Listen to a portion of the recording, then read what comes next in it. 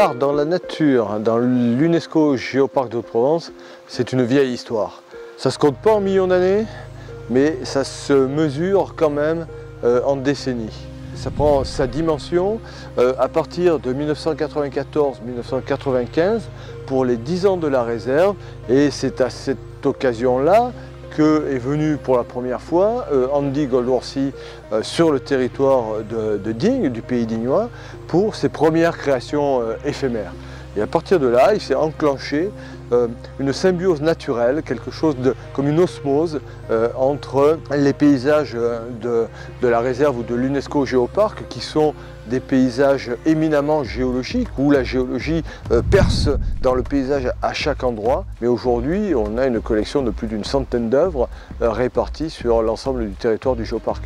L'art dans la nature dans les monts d'Ardèche, c'est une histoire qui commence à avoir quelques années, qui se traduit maintenant par un parcours artistique sur une ligne à la fois matérielle et immatérielle, qui est la ligne de partage des eaux qui sépare les eaux des bassins versants de l'Atlantique et de la Méditerranée, et qui se traduit aujourd'hui par cette œuvre monumentale. C'est un projet qui a été inauguré en 2017 et qui aujourd'hui est concentré sur 100 km avec une programmation, des œuvres in situ à découvrir toute l'année, des animations.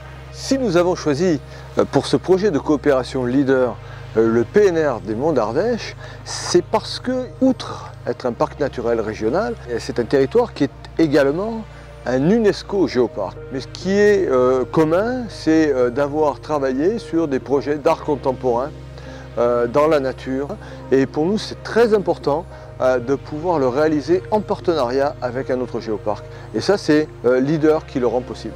Nous, Office du Tourisme, en tant qu'organisme de promotion touristique, on sera chargé prochainement d'organiser une conférence de presse et plusieurs voyages de presse. Avant cela, on va également organiser des éductours, c'est-à-dire des modules un peu de sensibilisation pour nos partenaires touristiques locaux, mais aussi pour nos partenaires institutionnels, pour les acteurs du territoire, afin de mieux connaître en fait, l'art dans la nature et pouvoir en parler plus facilement aux visiteurs qui viennent sur le territoire de Provence-Alpes Agglomération.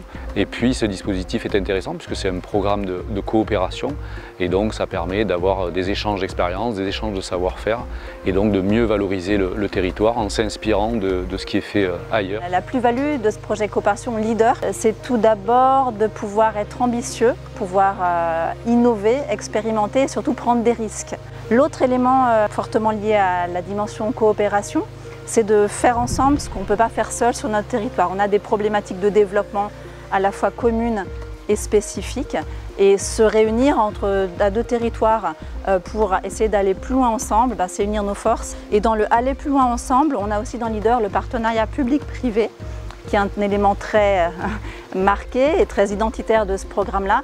Les partenaires publics-privés qui sont dans le comité de programmation Leader ont compris les enjeux de ce projet et l'enjeu aussi de coopérer avec le territoire dignois pour lui apporter encore une dimension de développement et d'impact sur les territoires supplémentaires.